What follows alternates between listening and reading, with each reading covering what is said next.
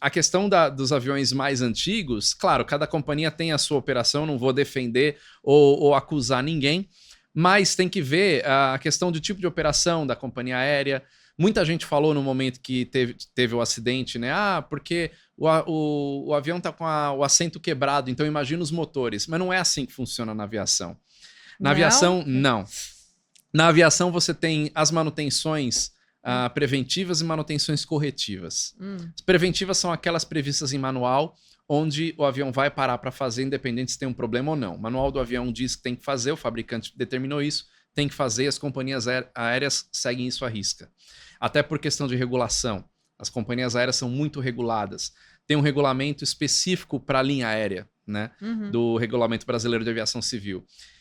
Quando você tem uma janela quebrada, quando você tem uma poltrona solta, um encosto de braço, um descanso de braço quebrado, tudo isso não faz parar um avião para ir para manutenção. Porque esses itens não são essenciais para a segurança de voo. Qualquer coisa que seja essencial para a segurança de voo, tem um termo na aviação que a gente usa que chama o no-go, ou não vá. Então, quando é um tipo de manutenção que precisa ser feita, que pode dar um no-go no avião, por exemplo, um problema no motor ou qualquer outro problema que impacte diretamente a segurança de voo, o avião não vai voar. Agora, uma companhia aérea não vai parar um avião simplesmente porque tem um descanso de braço quebrado. Entendi. Ou porque tem uma poltrona solta, ou quebrada, ou deslocada. Porque o custo para parar um avião, para arrumar alguma coisa que não impacte em absolutamente nada a segurança de voo, que não traga nenhum risco, como é o caso de um descanso de braço quebrado, não faz sentido parar um avião para isso, né, por conta do custo e o tempo. Quebrado. E por isso que fica quebrado até o próximo momento de fazer uma manutenção onde aquilo vai ser reparado. Isso não é só aqui, isso é no mundo inteiro. Porque cá entre nós, um descanso de braço não vai derrubar um avião. É um desconforto para o passageiro, sim. Não vou dizer que não é. Um assento rasgado, um tapete rasgado, passa uma má impressão. Passa. Com certeza. Que eu já peguei banco quebrado no ATR lá da Voipass. Acontece. Mas isso vai ser reparado no momento que realmente o avião parar para isso. Ou num pernoite, algum momento assim que o avião não saia da linha, mas tem ali aquela correção programada, acontece.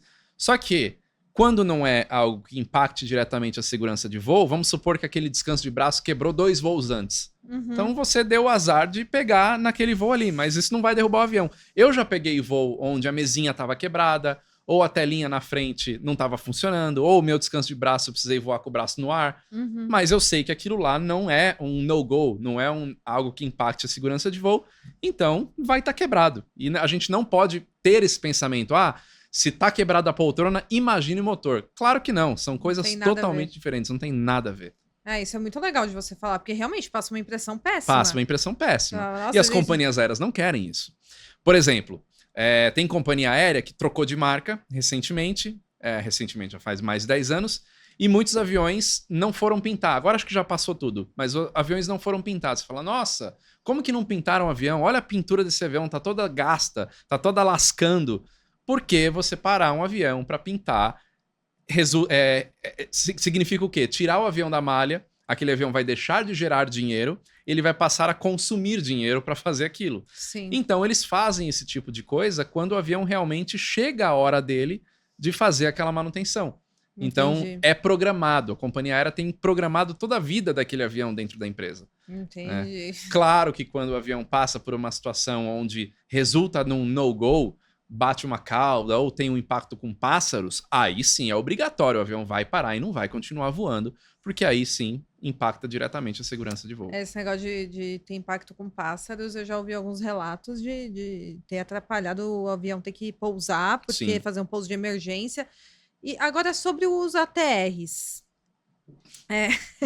O avião de turbo-hélice, né? Sim, que fala que tem o turbo-hélice, Ele é tão seguro quanto o outro? Sim. Ou não? Porque eu sempre ouvia falar isso, que eu pegava muito esse tipo de avião, né? Porque eram trechos mais curtos.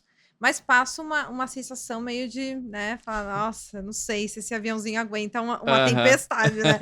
E eu já peguei uma tempestade com a passaredo num turbo-hélice. E eu fiquei morrendo de medo. E as pessoas falavam, não, ele plana no ar. Todo avião plana, todos. Inclusive helicóptero plana. O helicóptero, quando para o motor, ele não cai que nem uma pedra. Ele plana. Mas aí a gente vê o outro lá planando e caindo no chão, lá da Então, Voipés. mas aí que tá. Ali naquele caso, ainda tá em investigação, mas tem alguns outros fatores, porque um acidente aéreo não acontece por um fator isolado, né? Ali ele entrou num negócio que a gente chama de parafuso chato, ele perde a sustentação e naquela situação, aquele modelo de avião é muito difícil de sair. Mas até ele chegar naquela situação, né, de gelo extremo, que foi reportado, que inclusive está no relatório, tem muita coisa aconteceu até chegar lá, né? Eu não gosto de falar antes de ter um relatório embasado, né? Então, o que eu posso dizer é isso, são vários fatores que foram se alinhando até resultar naquilo. Tanto é que outros aviões passaram naquele momento, naquele mesmo local, não caíram. E não aconteceu, e outros aviões da Voipés estão voando até hoje e tá tudo bem, né? Agora, o ATR, assim como outros aviões turbohélices, eles são perfeitamente seguros, mas o brasileiro tem um certo preconceito. Se você for nos Estados Unidos, por exemplo, voo de avião turbohélice é extremamente comum e as pessoas não dão muita bola se é turbohélice ou se é jato, né? No Brasil, desde os anos 90, se criou uma ligação de avião turbohélice com algo antigo. Principalmente por conta do fim da ponte aérea, que era operada pelos Electras, né? Os Electras da Varig, que eram aqueles aviões de 4 motores a hélice. O Electra, de fato, é um avião antigo, é um avião dos anos 50. Em 1992, esses aviões foram aposentados da ponte aérea e a ponte aérea passou a ser operada com aviões a jato. Essa troca, na cabeça de muita gente, ficou: o hélice é antigo, foi aposentado, o jato é atual, foi colocado no lugar. Mas não é isso. O avião a hélice, ele tem uma operação específica. O turbohélice ele é muito eficiente para voos regionais, voos curtos, porque ele consome menos combustível, ele tem um custo de operação menor do que um avião a jato, e para essas rotas regionais atende muito bem. E o ATR opera em aeroportos onde não tem tanta infraestrutura para receber um avião a jato. O ATR tem a sua própria escadinha, ela desce a escadinha ali, você não precisa de uma ponte de embarque, você não precisa de uma escada, você não precisa de nada. Verdade. Né? Então ele é meio que autossuficiente. O princípio de funcionamento do motor turbohélice é exatamente o mesmo que um jato. A diferença é que a hélice está exposta ali e traciona de uma forma diferente que o motor a jato, que está carenado. Mas o que está acontecendo lá dentro é igual. Né? Então os motores eles são muito parecidos. Rodam com o mesmo tipo de combustível. Os programas de manutenção das empresas, elas levam a risca também, independente se é turbohélice ou jato. Né? É um avião muito bom para aquilo que ele foi desenvolvido para fazer. Tanto é que o ATR tem mais de 2.000 unidades voando pelo mundo, né? 1.600 a 2.000 unidades voando pelo mundo e um índice baixíssimo de acidentes. Entendi. Então ele é um avião muito bom. Só que ele tem um teto operacional, ou seja, a altitude que ele voa menor do que os aviões a jato. E aí você mais baixinho, né? Você voa mais baixo, tem mais turbulência, é onde as formações meteorológicas acontecem com mais frequência, então dá a impressão que ele balança mais, de fato, porque você tá voando, ele balança. Balança bastante. Ele é um avião menor, voando em locais onde tem mais formação, né? Sim. Então, mas uma tempestade pode atrapalhar um voo assim? dependendo do nível da tempestade, o piloto vai desviar. Todo avião desse tipo é dotado de radar meteorológico, então os pilotos têm as informações, eles têm as informações antes de fazer o voo, isso já vem para eles, mas mesmo assim no próprio avião já tem aquela informação de radar meteorológico. Ele tem um limite. Se ele enxergar que aquela nuvem na frente é muito mais do que aquele avião, não vou dizer nem que o avião não suportaria, mas é muito mais do que deveria ser, né? Que pode chegar próximo do limite do avião, vai ser desviado. Mas e se for um paredão gigantesco que não dá para desviar? Ele vai voltar, ele vai alternar, ele não vai encarar aquilo. Né? Aconteceram casos? Tiveram Já aconteceram casos, assim? Sim. Mas um exemplo desse foi o voo 447 da Air France que caiu no Atlântico. Mas não foi a tempestade que derrubou aquele avião. Tanto é que vários aviões passaram lá antes e passaram depois.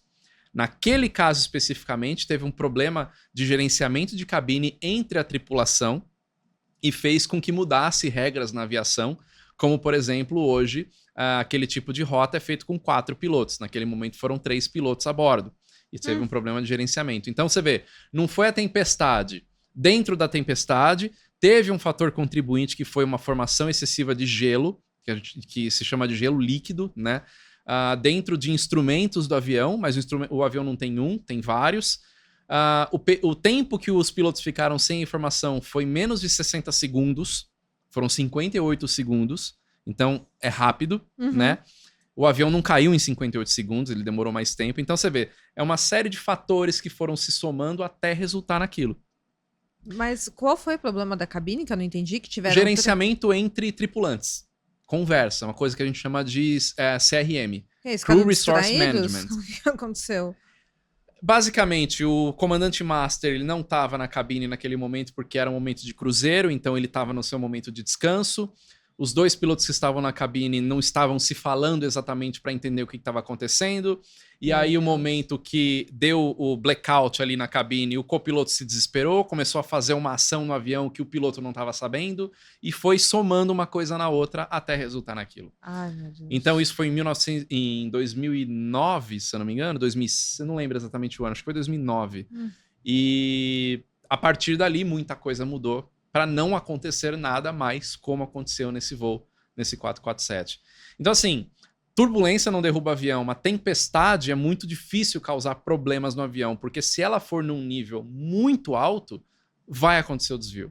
Tanto é que se você pegar um voo longo, sei lá, daqui para Estados Unidos, daqui para Europa, se é um dia que tem tempestades, em algum momento que você vê ali a rota na telinha do passageiro, você vai ver uma curvinha. Você vê a rota reta, de repente uma curvinha. Aquilo com certeza deve ter sido desvio de alguma coisa. Entendi.